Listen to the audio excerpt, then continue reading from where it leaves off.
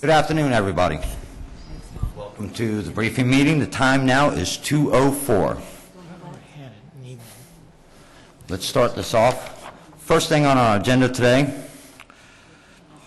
change orders with Mr. Bill Moore. Mr. Snell, I believe you're standing in today.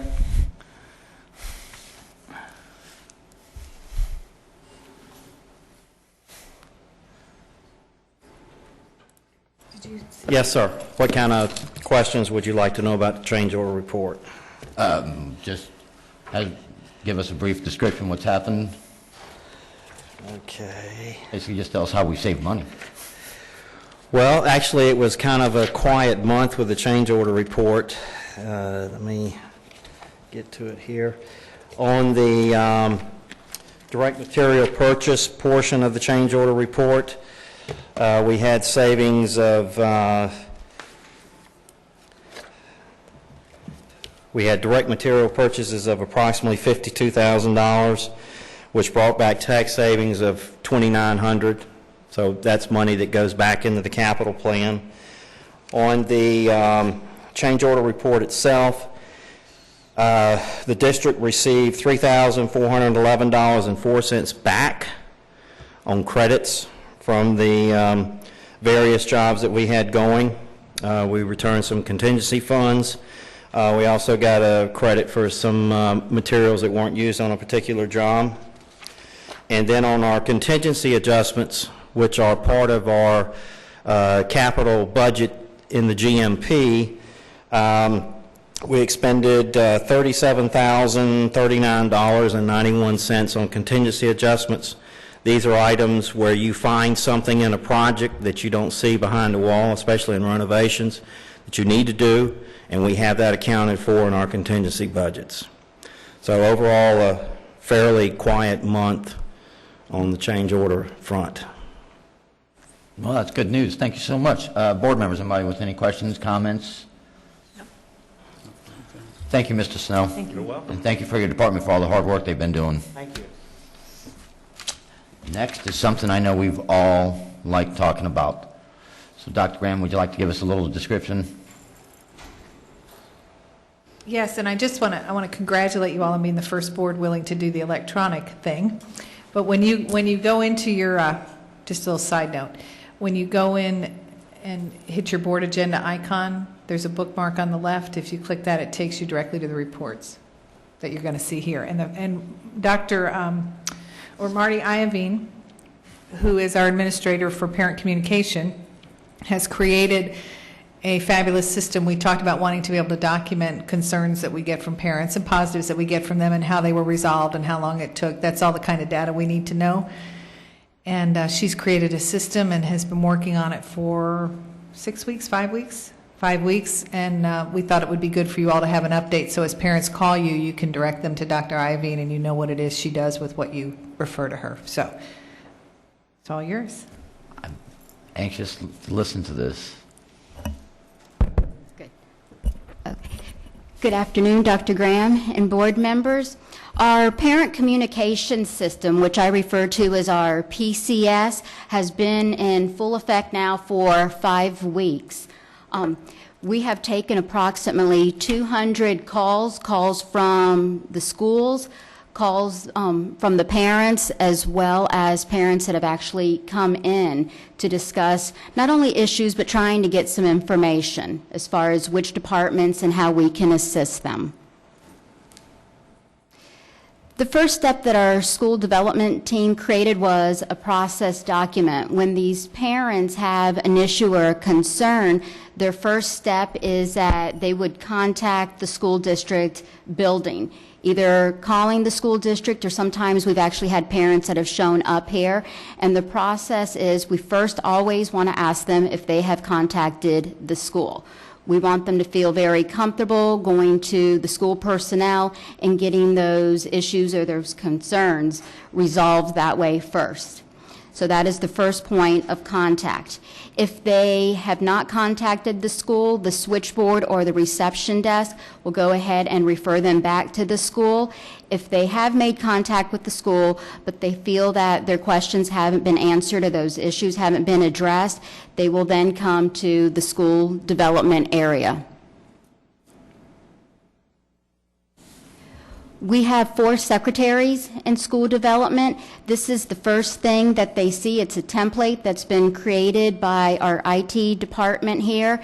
A new item would be entered, looking at the situation, giving it a short description. Sometimes there will be an attachment. There might be an email that has come from the principal or an email that the principal has contacted one of the directors or executive directors. I would attach that. If it is a conduct issue, we might have a photograph that we could attach to that as well. We'd put the child's name, parent's name, a phone number or an email that they could be reached at, and some other information with a brief description. As soon as one of those 4 secretaries enters that information in that template, an email is generated directly to me so I can start going ahead and making that research, contacting the school, and working closely with the principal as well as our executive directors. This is a description of some of the issues that we have already dealt with.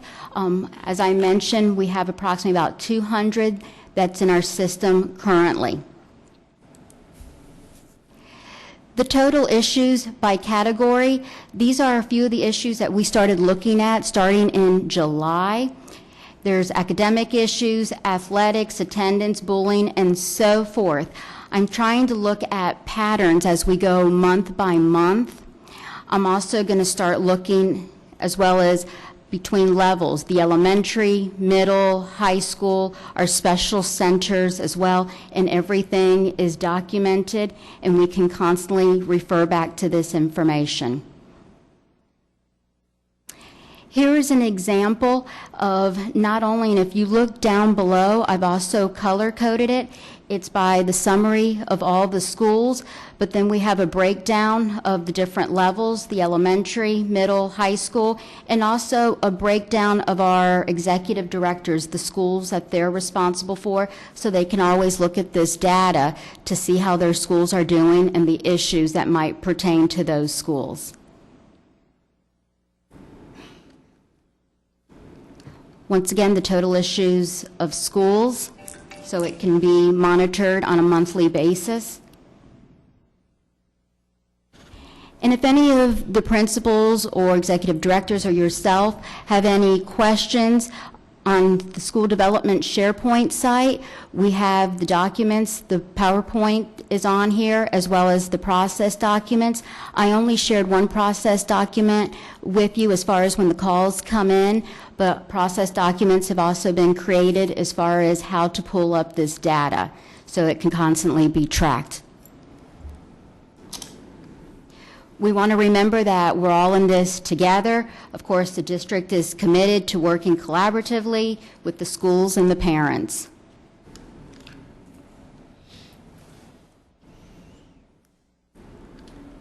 Any questions? Board members, any questions, comments? So all this is available for us to see Anytime. at any time? Okay. Sure. And we should refer any questions or concerns to you? Yeah, our goal is that parents begin to believe that they can come directly to us rather than, I'm just going to say it, rather than go to the media to get their solutions and their resolutions. And so that's going to be the newest mantra we're going to put out there is if you would call us first, it would be really helpful. You'd save some time. But this is Dr. Iovine is a direct shot if they're unable to get the answers they want. That's where parents need to begin, and I can tell you that she has resolved many things very quickly just because she could get people to the right person. And that's usually half the battle. It's a big system, so people don't always know exactly who to direct their concerns to. It is a communication process rather than a complaint process, so People can say whatever they need to say, but we are about getting solutions, and that's what we're working towards.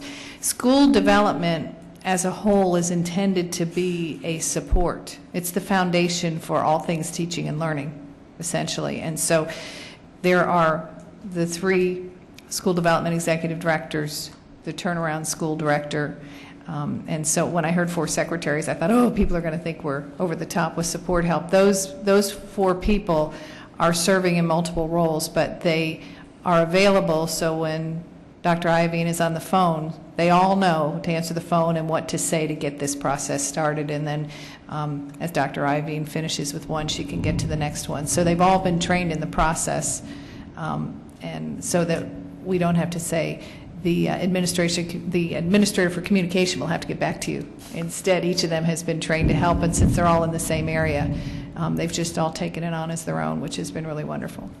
So, thank you very much. I think that's an important point, because people want answers. Right. They don't want to be put off to somebody Exactly. else, to somebody else, to somebody else. So They all understand this process.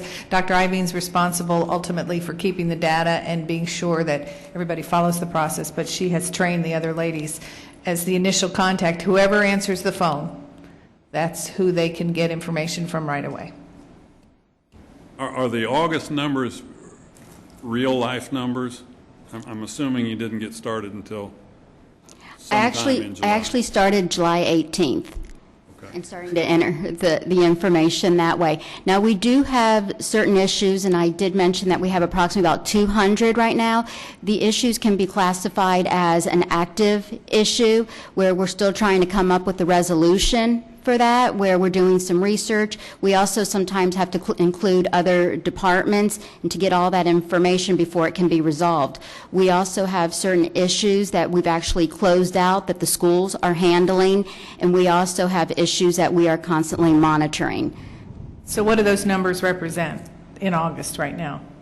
The ones in August are primarily student assignment issues, where the parents were calling up and might have had an issue as far as they were not pleased with the school that they were given, but then they know that they're on a waiver system, and those were what those issues were in July.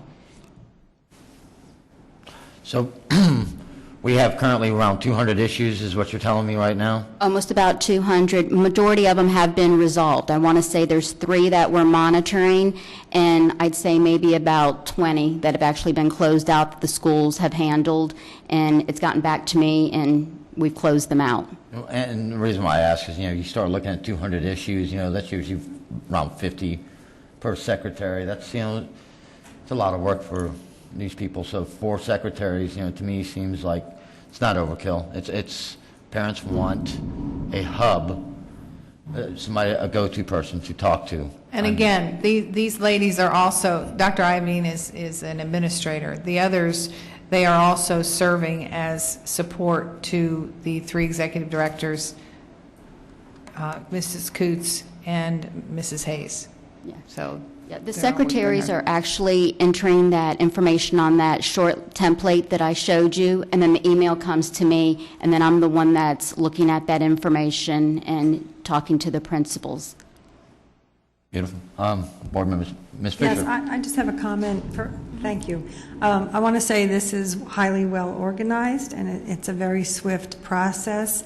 I do have one question. If you're not there, do you have a sub? It's not allowed to be out. Oh, okay. But I don't get sick. I have an iPad, so if I'm out at a school or I'm in another department, I have that iPad with me, and the email will come directly to me with the contact phone number or an email that I can get to that parent right away. And the other backup, and tell me if I'm making this up, but there are issues that if Marty weren't to be there, or it was a significant issue, obviously it would go directly to the school development folks, and they know that. That's how the system works. And if, there are some parents, it's rare, but once in a while, they are not going to talk to the principal. Mm-hmm. And that always hurt my feelings as a principal, but there are some that just won't do it. And so those are immediately passed to the school development folks. So there already is a process in place that there shouldn't be any reason for anyone to be left hanging. Thank you very much, and good luck with this. Thank you. Ms. Fisher, that's it? That's it. Ms. Morgan? Thank you. I'm just anxious to see how the patterns develop, because So am I. I'm sure there will be patterns. And that'll give us a better opportunity to go back and anticipate how we can solve those Right. before we get to Exactly. those situations. Yeah, in That to addition- me is the benefit of all of this. In addition to having the data just to see where our issues are, it is an opportunity, we're all about continuous improvement, and it is going to show us the areas we need to work on so that next year, whatever the major issues were in August, maybe we can minimize and so on throughout the year. Good point. Thanks. Thank you so much. Thank you. You did great. There was nothing to be nervous about, see? I guess that moves us right along. Seems to be a very short briefing meeting, so our next would be public comment. Mr. Martin. School board policy provides the opportunity at this point in the meeting to address the board concerning any matter on the briefing meeting agenda. The subject of comment is limited to the items on the briefing meeting agenda. The time allowed per speaker is 3 minutes. Do we have anybody on the right? Do we have anybody on the left? Seeing no speakers, we'll move that one right along real quick, too. Next is board attorney and superintendent's comments. Mr. Martin, do you have any comments? I do have a school law minute. Looks like we have enough time today, so. I think we do. Yes, sir. The subject I wanted to talk to you about today is the role of the superintendent and the school board with respect to personnel appointments. Section 1012.22 indicates that it's the authority of the school board, authority and responsibility to designate positions to be filled, to prescribe qualifications for those positions, and to act upon recommendations of the superintendent for appointment to those positions. The statute says that the school board may reject a nomination presented by the superintendent only for good cause. It actually states that if the board rejects a recommendation for appointment 3 times for good cause, that it then can appoint to that position without a superintendent's recommendation. But the courts have told us that good cause in its context means morally or professionally unqualified. And they further define that to mean that the individual needs to have, in the context of morally disqualified, have a conviction or some other form of serious misconduct making them unfit for the position, or in the context of professional disqualification, not meet the qualifications established in the job description. Courts have said that the good cause cannot be based on subjective standards such as whether an applicant is suitable to that community or has an acceptable personality. Case law specifically says it's the role of the school board to appoint personnel recommended by the superintendent, not to select them. Unless good cause is shown, it's incumbent on the board to appoint those recommendations presented by the superintendent. The Florida courts have also found that when a superintendent's recommendation is made, the prospective employee obtains a property right in that nomination, that basically an implied contract is formed, and that right is protected by due process. So if the board rejects a superintendent recommendation, the employee may have an entitlement to a hearing to determine whether that in fact was good cause to make that decision. So basically, as stated by the Florida courts, unless there's good cause shown, it's incumbent on the school board to appoint the individuals that the superintendent presents for positions that are already established by the school board. That's all I have today. Thank you, Mr. Martin. Dr. Graham, you have any comments? I don't think so. Things are going well. I keep saying that until everybody believes it. Just make sure you have a good day. Yes, sir. Next is good of the order. Board members, Ms. Fisher, I have nothing right now, thank you. Ms. Morgan. I have nothing. Mr. Scott. Nothing. And I have nothing. This is a very short briefing meeting. So that being said, we will adjourn the briefing meeting. Our next meeting is tonight at 6 o'clock. Thank you very much.